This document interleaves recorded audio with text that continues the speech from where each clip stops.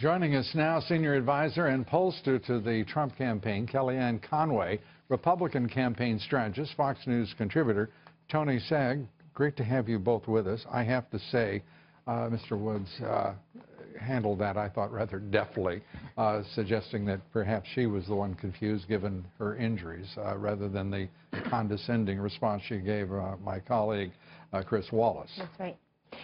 Well, it doesn't help her in the polls, Lou. In the CNN poll, she went from a 30% honest, trustworthy figure before her convention to a whopping 4-point increase to 34% of the country that believes she's honest and trustworthy.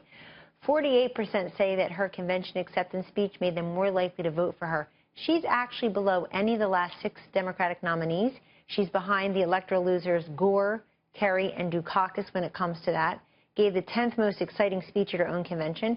And I'm just glad that somebody is pushing back on this woman. She's basically had now... That was a little rough right there. Well, okay, 8. But is it not true? Absolutely. So, I was just admiring the technique. There you go. I learned from the best, Lou. Thank you for that.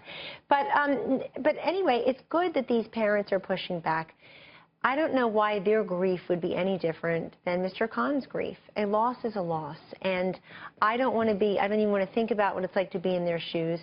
Pat Smith, who spoke out at the Republican National Committee, Sean Smith's mother, Benghazi victim as well, she was basically ridiculed, if not ignored, by most of the media as if her grief doesn't matter. Yeah, I think we have to be clear here, Tony, that once a person puts themselves up in for a political purpose, whether it is Pat Smith, because she obviously was at the Republican convention, whether it is Mr. Khan at the Democratic convention.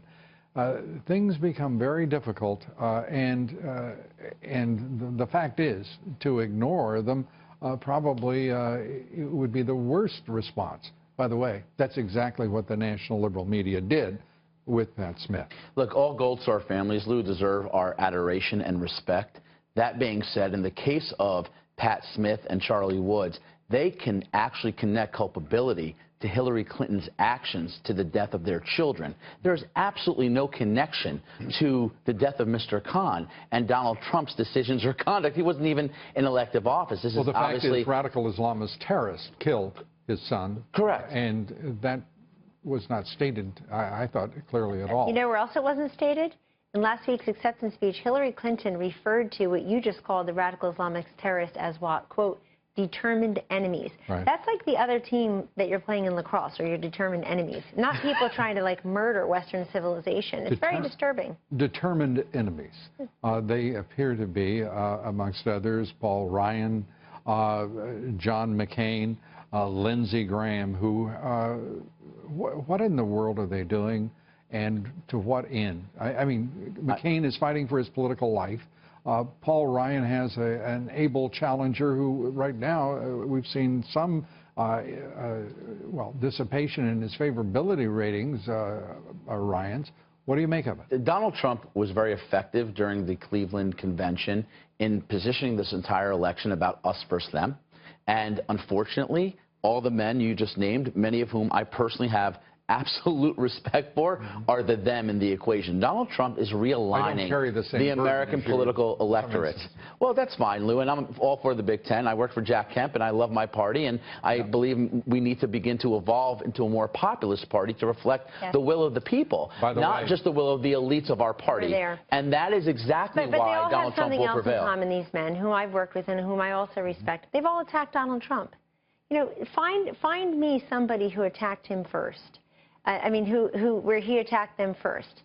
These folks who you just mentioned have all attacked Donald Trump at some point, including very recently, and he feels like he has a right to defend himself, these other Republican leaders. The other thing is, Donald Trump has taken his case directly to the people, Lou, over the donors, over the consultants, over the publicly elected officials, and to the people, and he'll continue to do that.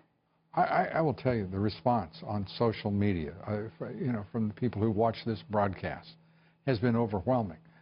They recognize that Donald Trump right now is standing against an onslaught. And it is purposeful, it is strategic, and it is an effort for people to try to make us all forget a couple of little minor items.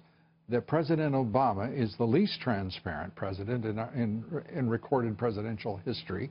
He is not the most transparent nor the most forthcoming or honest.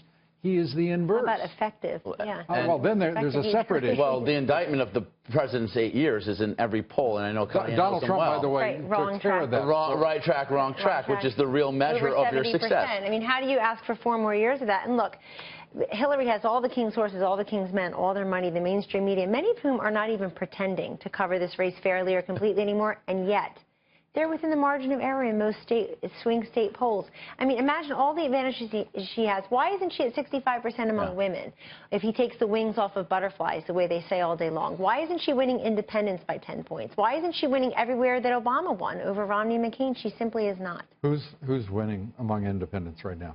He is. He is, yeah. And it's been consistent. And who's winning among men?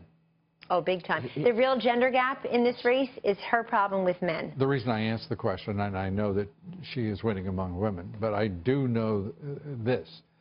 Men watch football, and the two conflicts with the NFL. I really happen to, I can't imagine Trump agreeing to those two conflicts because that's his audience, not hers. And in large part, those are nonpartisan audiences. These are men who have been blue-collar workers, people who have been suffering at the hands of the basically rigged system, as Donald Trump talks about, in the ruling class of Washington, D.C., in western Pennsylvania, eastern Ohio, southern Michigan, where Donald Trump changes the electoral map in a way that a lot of these Democrats, Lou, just simply cannot begin to believe. And look at where Hillary Clinton and Tim Kaine are traveling. They are following Trump's strength, and that is because they're scared of what he's been able to do with these non-traditional basis of support for Republicans. Tony, with that, we have to say thanks for being here. Appreciate it, Kellyanne. Thank you both so much. Thank you, Lou.